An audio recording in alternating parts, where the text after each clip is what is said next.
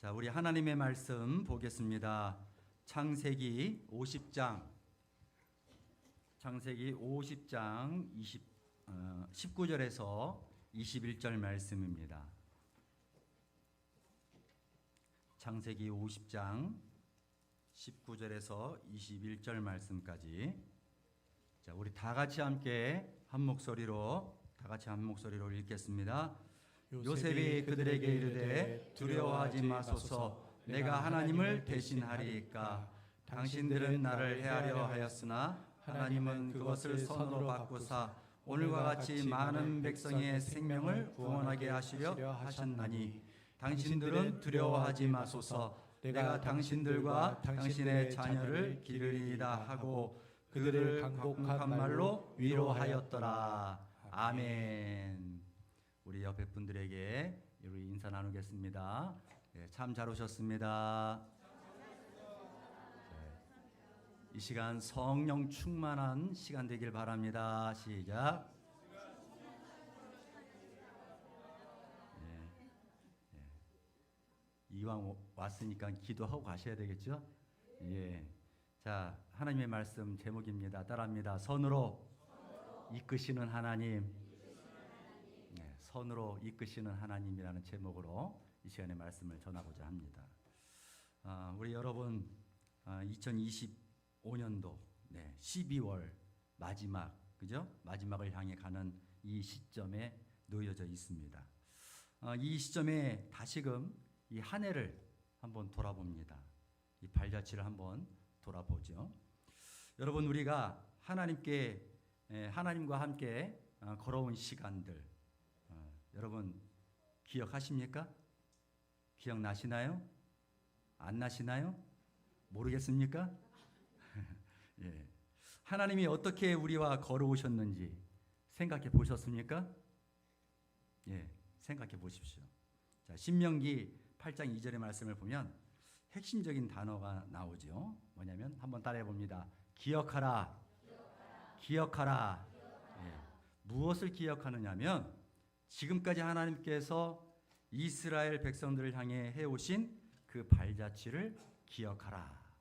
이런 의미로 기억하라 라는 말씀이 있습니다. 시편의 77편 11절에 보면 또 이런 말씀이 있습니다. 한번 따라해 봅니다. 돌아보라. 돌아오라가 아니고 돌아보라. 예, 제가 발음이 이상해서. 자, 여러분, 돌아보라. 이 말씀은 왜 하고 계시냐면 기억하고 돌아보는 것, 우리의 현재 살아가는 그 과정 속에서 내가 그동안 하나님과 함께했던 그 시간들을 기억하면서 돌아보았을 때에 그 과정 속에서 하나님이 해석이 되고 하나님의 미래를 내다볼 수가 있기 때문이죠. 그래서 오늘 우리는 25년 이것을 기억하고 돌아볼 수가 있어야 됩니다. 하나님이 나를 통해서 행하신 일을 기억하고 하나님이 하신 일들을 돌아보아야 된다라는 것이죠. 그런데 우리가 기억하고 돌아보는 일에 있어서 기쁨도 있고 또 즐거움도 있지만 어떨 때 보면은 참 슬픔도 있고 눈물이 많았던 시간들을 떠올려 보게 되죠. 그리고 내 계획이 내 생각처럼 되지 않을 때도 있었을 것이고 또 마음이 또 많이 상한 그런 순간들도 있었을 것입니다. 그러면서 어려운 순간을 맞이했을 때에는 때로는 하나님, 왜 이런 길을 나에게 허락하여 주셨습니까? 이렇게 질문을 해보기도 하고 또 하나님, 왜 나에게 이런 일들을 허락하셨습니까? 라고 질문을 합니다. 또 어떨 때에는 하나님, 왜 나에게 이런 사람을 만나게 하셨습니까? 라고 그렇게 얘기를 하기도 할 것입니다. 자, 이러한 질문 앞에 우리는 오늘 성경 본문 속에서 요셉의 삶을 들여다보면서 정작 이 요셉의 삶을 통해서 보여주시는 하나님의 놀라운 섭리를 우리는 바라볼 수 있어야 한다는 것입니다. 그래서 이 본문의 요셉의 삶, 오늘 나에게 있어서는 거울 앞에 서는 것과 같은 그런 것이다라는 거죠. 그래서 이 요셉의 이야기는 단순히 어떤 개인의 성공을 위한 어떤 개인의 성공적 이야기를 담은 것이 아니라 우리의 각각의 삶 속에서 하나님께서 나의 삶 속에서 어떻게 개입하고 계시는가, 그리고 어떻게 나의 삶 속에서 놀랍게 역사하고 계시는가, 이거를 말씀하고 있는 신앙 고백의 이야기다라는 거죠. 더 쉽게 말씀드린다면 오늘 이 성경 본문에 있는 이 요셉의 이야기가 여기에 있는 여러분들의 이야기다라는 거예요. 한번 따라해 봅니다. 요셉의 이야기는 나의 이야기입니다. 자, 궁금하시지 않습니까? 왜 요셉의 이야기가 나의 이야기인가? 자, 한번 따라해 봅니다. 사람의 악보다 크신 하나님의 손길. 예. 여러분, 이 요셉의 생애를 보면 인간의 악이 얼마나 깊을 수가 있는가, 이렇게 볼 수가 있습니다. 동시에 또 한편으로는 하나님의 섭리, 하나님의 능력과 섭리가 얼마나 큰지 알 수 있는 대목이기도 하지요. 여러분, 이 형들을 보십시오. 요셉의 형제들을 보세요. 그 형들을 보세요. 어떻게 동생을 죽일 생각을 할 수 있을까? 그것도 시기와 질투에 의해서 자기 형제를 죽인다라는 것, 그리고 사람의 생명을 해야 한다라는 그 자체는 아주 악한 것이죠. 악한 거예요. 이것은요, 살인입니다. 살인은 한 사람의 생명을 끊는 행위이기 이전에 하나님의 형상을 파괴하는 일이죠. 그리고 생명의 주권을 하나님에게서 탈취하는 행위입니다. 또 뿐만 아니라 사랑의 계명을 정면으로 거역하는 신앙적 배신이죠. 이것은 매우 악한 것입니다. 자, 근데 요셉은 결국 살인은 면하게 되었지만 이미 그 형제들은 그 마음에서부터 이미 살인한 것이나 마찬가지다. 살인하였다라는 거죠. 그래서 요셉은 노예로 팔려가기도 하였고 하나님 앞에 신실함을 지키기 위해서 억울하게 감옥에 갇혀 고통받기도 하였습니다.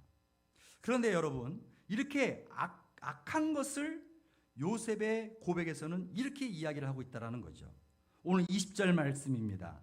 우리 다 같이 한번 우리 본문의 말씀 20절 말씀을 한번 읽어볼까요? 자, 시작. 당신들은 나를 해하려 하였으나 하나님은 그것을 손으로 바꾸사 오늘과 같이 많은 백성의 생명을 구원하게 하시려 하셨나니. 아멘. 여러분, 이 요셉의 말은, 이 고백은요, 단순한 말이나 긍정적으로 바라보는 시각이 아닙니다. 이것은 요셉의 성격이 좋아서 마치 요셉이 마음이 넓은 것처럼 그런 것도 아니다라는 거죠. 이것은 무엇을 말씀하고 있냐면 20절의 말씀을 이 원어적인 해석을 통해서 그 의미를 보면 하나님의 섭리는 인간의 악한 의도를 꺾어서 그들이 스스로 예상하지도 못한 선한 결과를 이루시는 분이시다라는 것을 말씀해주고 있다라는 거죠. 여러분, 인간의 악은 악이에요. 악. 선한 것이 나올 수가 없죠. 악이라는 것은 인간 그 자체는 선한 것이 나올 수 없는 정말 매우 이기적이고 또 욕심이 많고 또 욕망으로 가득 찬 인간이라는 것입니다. 이 인간의 악을 의도하고 악을 위해서 살아간다라는 거죠. 인간이라는 자체가 그런다라는 거예요. 그러나 이런 인간의 모습이 아무리 날뛰어도 하나님은 그 위에 계셔서 그 모든 것을 지켜보시고 그 악의 결과를 그냥 내버려 두지 아니하신다라는 것입니다. 반드시 인간이 생각지도 못하고 상상하지도 못한 결과를 주신다라는 거죠. 이것이 바로 하나님의 손길입니다. 그래서 요셉은 형들을 미워하지 않은 것입니다. 형들을 향해 정죄를 하지 않았던 것이죠. 하나님의 손길이 더 크시다라는 사실을 알았고, 그리고 뿐만 아니라 이것을 굳게 믿고 있었기 때문입니다.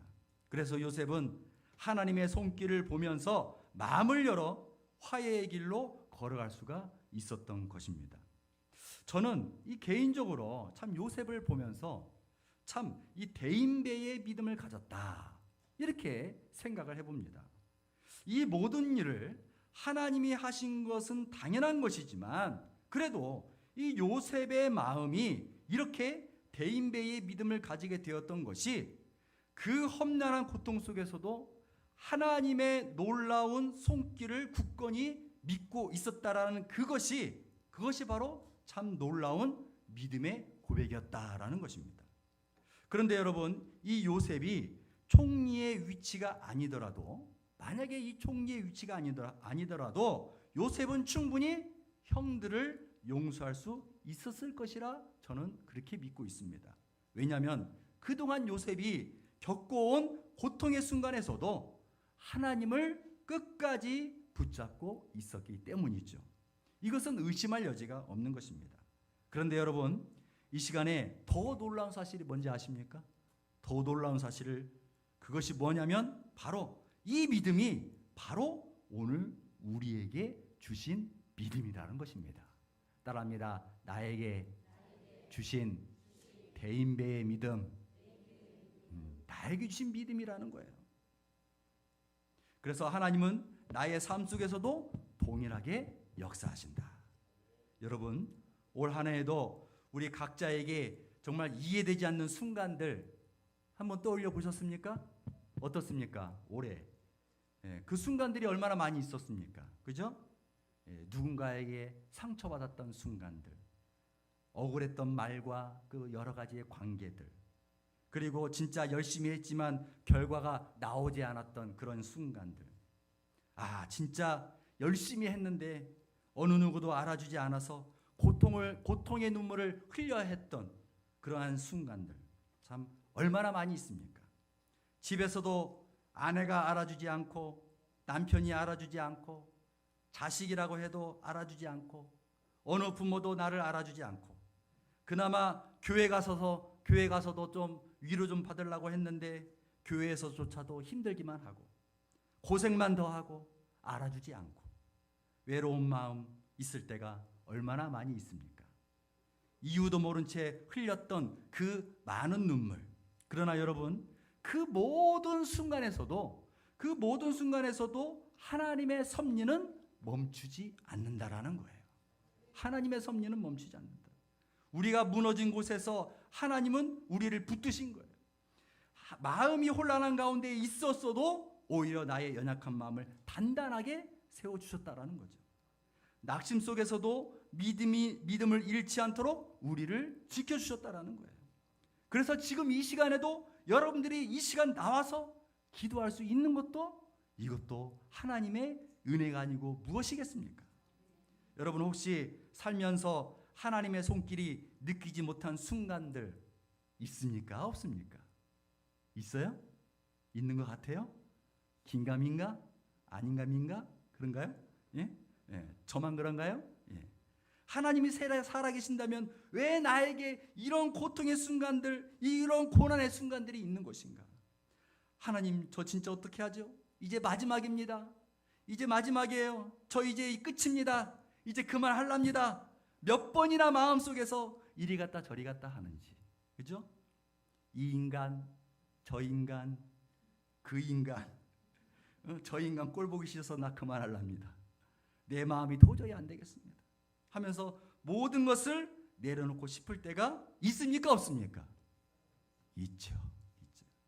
이럴 때 보면 진짜 하나님을 느끼지 못하는 것 같아요. 이것이 인간의 극도의 무지함이죠. 인간의 악한 감정의 극치를 달리고 있는 거죠. 그런데 여러분, 이런 순간에도, 우리가 하나님을 느끼지 못하는 그 순간에도 하나님은 보이지 않는 곳에서 우리의 길을 조용히 준비하고 계신다라는 거예요. 이것이 바로 악보다 크신 하나님의 손길입니다.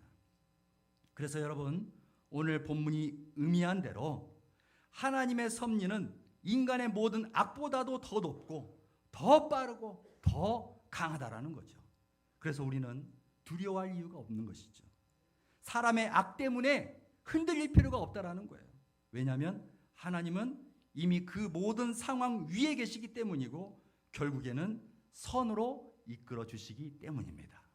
따라합니다. 하나님께서 나의 인생을 선으로 이끌어 주십니다. 아멘. 네. 한번 따라해 봅니다. 해석되지 않는 시간도 하나님께 속해 있습니다. 예, 두 번째입니다. 해석되지 않는 시간. 해석되지 않는 시간도 하나님께 속해 있다. 여러분, 방금 전에도 말씀드렸지만 살다 보면 우리가 전혀 이해가 되지 않는 일들이 얼마나 많이 있습니까? 세상에 얼마나 많이 있어요. 세상을 보세요. 정말 하나님이 정말 살아계신가?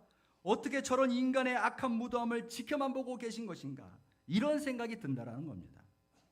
제가 요셉이었다면 그 형들을 내가 복수하겠다라고 그랬을 수도 있을 것 같아요. 나를 죽이려 했다가 나를 못 죽이니까 이제는 나를 넘겨가는 그 순간이었다면 울고 불고 난리를 치면서 뒤에서 칼을 갈고 있었을 수도 있을 것입니다. 그러나 요셉의 삶을 깊이 들여다보면 그에게서 가장 고통스러웠던 것은 고난 그 자체뿐만 아니라 설명이 되지 않는 시간이었다라는 거예요. 요셉에게는 도저히 해석이 되지 않는 시간이었다. 어떤 이유로 그런 일을 겪어야 하는지, 왜 하나님이 응답하지 않는 것처럼 보이는지, 왜 기다림이 이렇게 길어야 하는지를 알 수 없는 시간이었다라는 거예요. 그래서 종교개혁자 칼빈은 창세기 이 37장에서 50장의 이 요셉의 인생을 해석할 때에 이렇게 얘기를 합니다. 요셉의 인생에서 가장 두드러지는 특징이 있는데 그게 뭐냐? 하나님은 당신의 뜻을 즉시 드러내지 않으심으로 믿음의 인내 가운데 자라도록 인도하신다. 이렇게 해석을 했어요.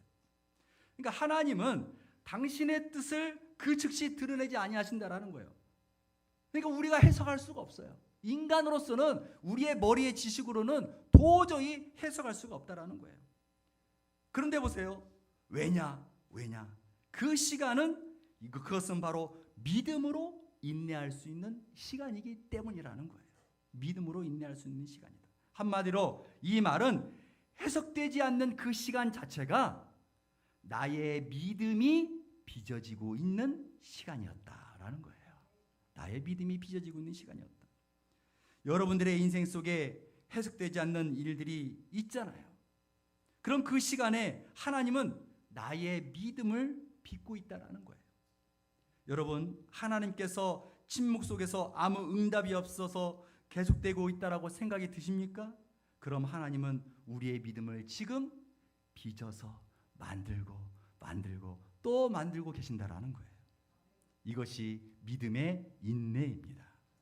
그래서 하나님은 침묵 속에서도 일을 하고 계시고 우리가 보지 못하는 곳에서도 이미 구원의 길을 예비하고 계시는 것입니다. 사랑하는 여러분, 도저히 설명되지 않는 시간들이 지나고 있다라고 우리는 얼마나 많은 생각을 합니까?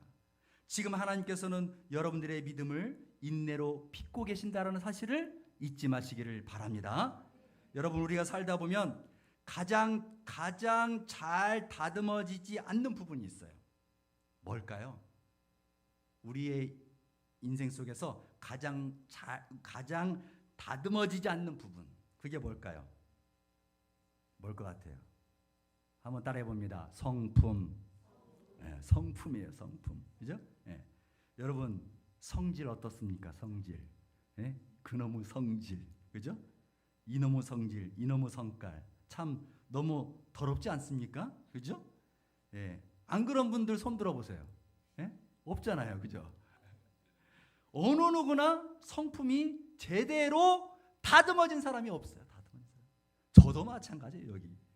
여기에 있는 이 김 목사도 똑같습니다. 예, 똑같아요. 저도요, 성질 한 성깔합니다. 성질 더럽습니다. 여러분. 저 건들지 마세요. 사람의 다양한 성품은 잘 다듬어진다는 게 매우 어려워요. 여러분, 요셉도 사람 아닙니까? 요셉도 사람이잖아요. 그죠? 사람이에요. 그런데 요셉은 그 어려운 시간에 그 성품이 오히려 다듬어지고 또 다듬어지고 있었다라는 거예요.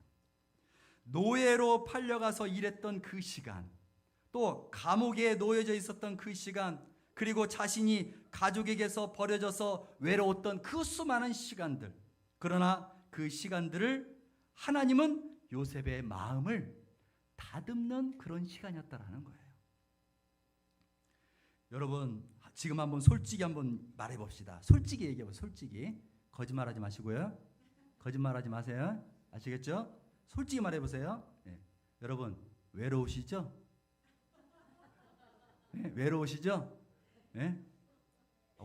외로우시잖아요. 그죠? 네? 네. 남편 또 아내, 자식, 부모 있어도 외로우시죠? 외로워요? 안 외로워요? 내 옆에 지금 동료가 있고 집사, 권사 있어도 어때요? 외로운가요? 외로우시죠? 예? 아니에요? 예? 저만 외로운가요? 여러분, 외로운 게 정상이에요. 외로운 게 정상이에요. 외로운 건 나쁜 것이 아닙니다. 원래 인간은 죄를 지은 그 순간에 외롭게 되어 있다라는 거예요. 외롭게 되어 있다라는 거예요. 그런데 그 외로움을 무엇으로 채우길 원하시냐면 바로 하나님으로 채우시기를 원하신다라는 거예요. 요셉은 그 마음을 하나님으로 그 마음을 채워가는 연습을 했다라는 거예요. 하나님으로 그 마음을 채워가는 연습. 요셉이 그 성품을 다듬었다라고 하는 것은 그 마음의 외로움을 하나님의 마음으로 채워가며 인내했다라는 것입니다. 그래서 본문의 의미를 해석해 보면 하나님은 때때로 우리는 낮추시고 외롭게 하심으로 하나님께만 의지하도록 훈련시키신다라는 거예요. 여러분, 해석되지 않는 많은 시간들이 있겠지만 그 시간은 하나님만을 의지하도록 만드는 은혜의 시간인 것입니다. 그래서 요셉을 보세요. 19절 말씀해 보십시오. 요셉이 그들에게 이르되 뭐하지 마소서? 두려워하지 마소서. 두려워하지 마소서. 21절에 보세요. 21절에 보니까 뭐예요? 당신들은 뭐하지 마소서? 두려워하지 마소서. 요셉의 마음은요, 이제 다른 사람을 향해서 그 두려운 마음을 향하여 선포할 수 있는 아주 강한 마음을 얻게 된 거예요. 강한 마음을 얻게 된 거예요. 왜냐하면 요셉이 그 두려웠던 마음을 이미 그동안 경험했기 때문이죠. 잘 알기 때문이죠. 그 모든 고통과 외로움, 그 모든 고통과 외로움을 잘 알고 있었고 그 고통 속에서도 요셉의 마음을 지키셨던 그 하나님의 마음을 알기 때문에 그래서 형들에게 두려워하지 마소서, 두려워하지 마소서 라고 말할 수가 있었던 것입니다. 사랑하는 여러분, 믿음의 사람들은 외로움 속에서도 그 마음이 더욱더 단단해지는 줄 믿으시기를 바랍니다. 그 다음에 세 번째로 따라합니다. 하나님은 상처를 재료로 미래를 만드신다. 우리의 상처를요, 재료로 사용하셔서 그것을 통해서 미래로 만드신다는 거예요. 미래로. 하나님은 상처를 제거하지 않으세요. 상처를요, 사용하십니다. 요셉을 보세요. 그의 인생에서 상처는 사라지지 않았어요. 사라지지 않았어요. 요셉이 받은 상처들을 한번 잠깐 나눠볼까요? 요셉이 받은 상처들. 자, 첫 번째로는 어떤 상처가 있었냐면 형제들에게 버림받은 상처가 있었어요. 형제들에게 버림받은 상처. 가장 믿어야 할 형제들에게 배신당했잖아요. 가족에게서 끊어졌다라고 하는 그 깊은 정서적 상처는 나는 필요 없는 존재인가? 나는 필요 없는 존재인가라는 그런 존재에 대한 문제였죠. 그런데 여기에서 요셉이 얻은 것이 무엇입니까? 이 상처 속에서 얻은 것은 나의 존재론적인 그 문제를 사람이 아닌 하나님을 붙드는 믿음으로 인도하셨다라는 거예요. 사람에게 기대지 아니하고 오직 하나님께로만 기대는 인생이 되었다라는 것입니다. 그의 인생이 그의 정체성을 바꾸게 된 거예요. 하나님께로부터 그 정체성을 바꾼 거죠. 자, 그 다음에 두 번째로 또 어떤 상처가 있었습니까? 노예로 팔려간 상처가 있었어요. 노예로 팔려간 상처. 노예로 팔려갔다라는 것은 뭡니까? 꿈을 꾸던 한 소년이 하루아침에 어느 누구의 소유물로 전락해버린 거예요. 꿈이 빼앗겼잖아요. 꿈이 빼앗기고 미래가 빼앗겼습니다. 노예라는 것은 자기 인생 자체가 없는 거예요. 아주 저 밑바닥, 아주 천한 그런 인생의 길이었다라는 거죠. 그런데 여기에서 요셉이 얻은 것이 무엇입니까? 자기의 그 천한 자리에서도 무엇을 했느냐? 성실하게 일을 했다라는 거예요. 성실함을 지켰다. 작은 일에도 충실하고 성실하게 감당하는 것을 얻었다라는 거예요. 자, 그 다음에 또 어떤 상처가 있었습니까? 억울한 누명과 감옥의 상처죠. 억울한 누명을 썼잖아요. 정직하게 성실하게 살았잖아요. 그것이 자기의 어떻게 보면 특징, 그죠? 요셉만의 어떤 장점이잖아요. 근데 그 장점이 정직하게 성실하게 살았는데도 불구하고 어떻게 됐습니까? 옥에 갇힌 거잖아요. 억울하게. 여러분, 신앙생활에 있어서 내가 나름 믿음을 가지고 인생을 살아갔는데도 닥쳐오는 그 상처, 그동안 그래도 믿음 가지고 살아왔던 것이 무너져 버렸을 때에는 그 상처가 매우 깊게 온다라는 거예요. 근데 이때 요셉이 얻은 것이 무엇입니까? 하나님의 침묵을 기다리는 인내의 믿음이었다라는 거예요. 도저히 그 상황이 아니어도 그럼에도 불구하고 침묵하며 기다렸다. 침묵하며 기다렸다. 자, 그 다음에 마지막으로 보면 어떤 상처가 있었냐면 긴 기다림과 잊혀짐의 상처예요. 잊혀진 상처. 왜 잊혀졌는가? 한동안 술 맡은 그 관원장 아시죠? 관원장에게 잊혀졌잖아요. 나를 제발 기억해달라고. 관원장에게 그랬어요. 나를 제발 기억해달라고. 그래서 왕에게 말을 해서 그 왕 앞에 서게 해달라고. 그런데요, 그 긴 시간 동안에 잊혀져 버렸어요. 잊혀졌어요. 그래서 나를 이제 아무도 기억해주지 않는구나. 나를 기억해주지 않는구나. 외로움의 시간이 길어질수록 깊어지는 좌절의 시간이었다. 그런데 이 요셉이 여기에서 얻은 것이 무엇입니까? 여기에서 얻은 것은 사람의 타이밍이 아니라 하나님의 때를 기다렸다라는 거예요. 하나님의 때를 기다렸다. 조급함이 아니라 인내로 가면 갈수록 성품이 다듬어졌다라는 거예요. 만약 이런 상처들이 없었다면 요셉은 이런 믿음의 사람으로 기록되지 못했을 거예요. 아니, 하나님의 기억에 남지 않는 사람이었을 것입니다. 그러나 요셉은 하나님의 기억에 남는 사람이었다.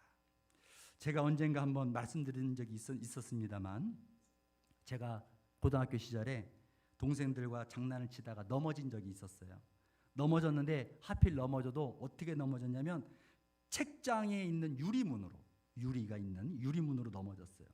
이 몸 전체가 유리문으로 뒤로 넘어졌는데 유리가 와장창 하면서 깨지면서 유리 조각이 저의 팔을 탁 찔리게 됐어요.